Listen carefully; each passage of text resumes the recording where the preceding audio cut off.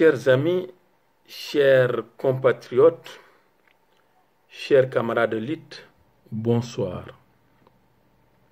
Je voulais revenir un peu aujourd'hui sur la polémique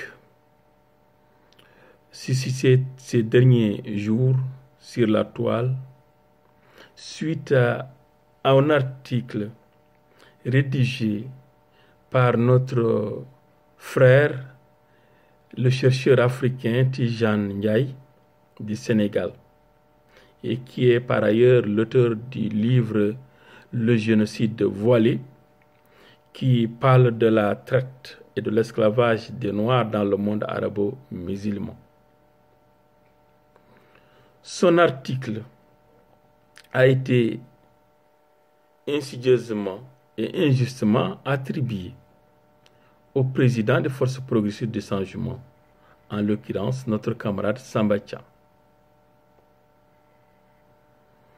Et cela a suscité une levée de boucliers dans la classe politique arabo-berbère du pays.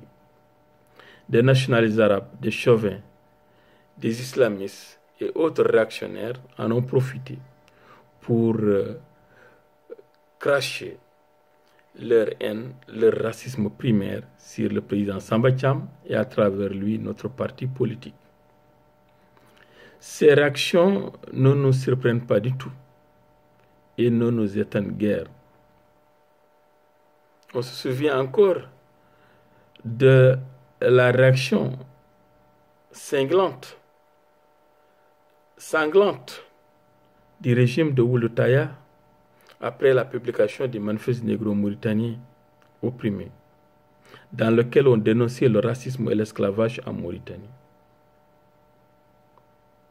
Il n'avait pas des arguments à nous opposer. Il a réagi par des arrestations arbitraires, des tortures, des emprisonnements, des assassinats, de l'exil forcé, des déportations, des pendaisons, la terreur dans la vallée du fleuve et des violations massives des droits de l'homme dans le sud du pays. Malgré cette répression, nous avons survécu. Nous continuons la lutte avec les mêmes principes, avec le même discours. Après plus de 26 ans d'exil, nous sommes revenus au pays pour mener le combat. Le régime a refusé de nous reconnaître. Mais cela ne nous empêche pas encore de rester debout. Ils ne sont pas arrivés à nous museler par la répression et par la corruption. Maintenant, ils essayent par l'intoxication et la diabolisation. C'est pourquoi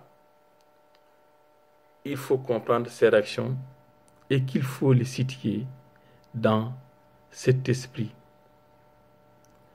d'annihiler toute velléité de résistance en Mauritanie. Ces réactions épidermiques sont encore révélatrices d'en fait le chauvinisme panarabiste de certains de nos compatriotes arabo-berbères qui n'hésitent jamais à parler de nous en nous colorant d'une couleur qui n'existe que dans leur structure de conscience, traduisant leur paradigme qui est celui de l'idéologie raciste du système d'État ou d'apartheid en Mauritanie. Notre position de principe a toujours été de soutenir toutes les bonnes causes et de dénoncer toute injustice, sans tenir compte de l'appartenance ethnique, raciale ou tribale de la victime ou de l'auteur des crimes. Pour nous, la politique est avant tout et surtout une question d'éthique. Nous voulons d'une autre Mauritanie, d'une Mauritanie démocratique, égalitaire et de liberté, d'une Mauritanie où le fait d'être arabe, noir, haratin, zenaga, ne serait ipso facto une condition rédhibitoire. Un certain nombre d'événements plus ou moins récents ont eu un tel retentissement dans notre pays qu'il laisse bien des Mauritaniens perplexes. Les réactions internes que ces événements ont entraînées et entraînent encore, la passion qu'ils déclenchent suscite bien des questions qu'on ne peut s'empêcher de poser.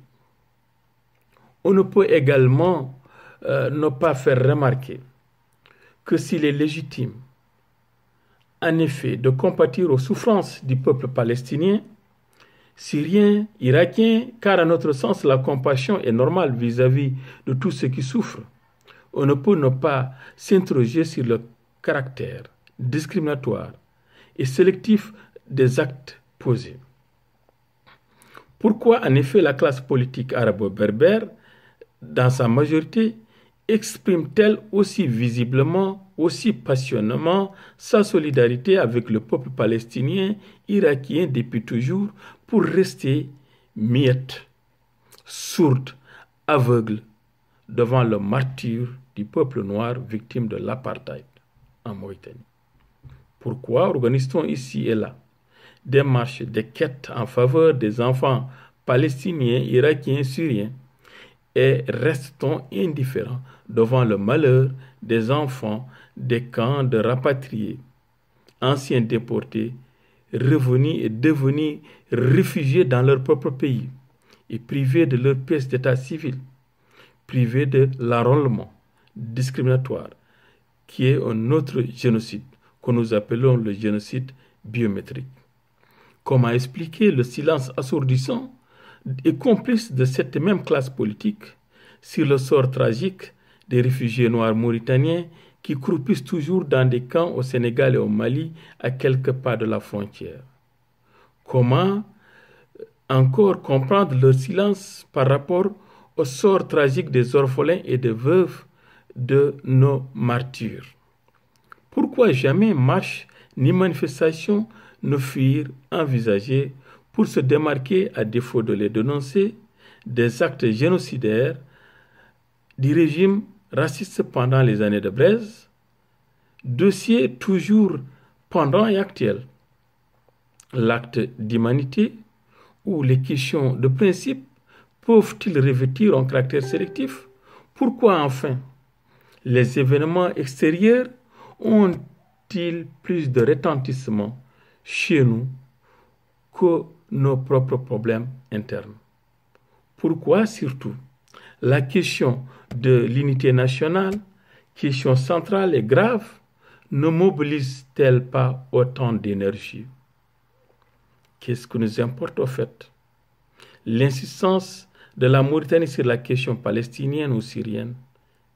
C'est là autant de questions qui montrent que nos grilles de lecture, de valeurs, notre sensibilité, notre philosophie, même de la vie en dépit de toutes les dénégations, sont différentes. Il faut oser le reconnaître, oser l'accepter et le prendre en compte dans tout schéma de mise en place d'un cadre de coexistence. Et pour nous, toutes ces considérations viennent justifier a posteriori amplement l'option de l'autonomie des régions proposée par notre parti, les FPC. Il est temps encore de comprendre que l'exclusion est en soi économiquement mauvaise pour notre pays, socialement corrosive et politiquement explosive. Il est temps de comprendre que notre pays est dans l'impasse. Et il faut que toutes les forces progressistes, démocratiques, comprennent qu'elles doivent se surpasser pour outrepasser l'impasse. Bonsoir et à bientôt. Et je vous dis, la lutte continue. Merci.